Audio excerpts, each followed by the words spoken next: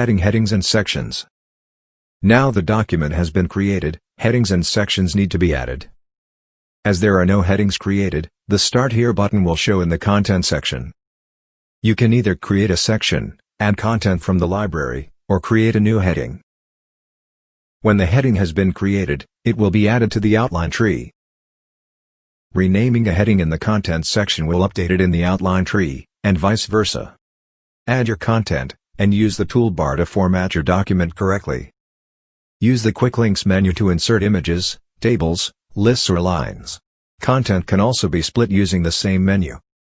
Add any attachments you wish to include in the section. When an attachment is added, an icon will show next to the heading in the outline tree. Click the new section icon to add additional sections. You can add as many sections as you want. You can discard any changes that have been made, or when the document is completed, submit for approval. Once the first heading is added, use the outline tree or content section menus to add more headings and build your document. Any user who has access and editing rights can also edit the document, and changes will be shown to all users in real time. While the document is being created, it is still in draft mode and will not be available for use until the document has been submitted and approved. When the document is complete, it can be submitted for approval. Or if the user has approval rights, can be approved. To submit a single section, click the icon next to the section.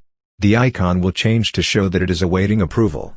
The icon in the outline tree will also be updated. Any section can be submitted for approval at any time.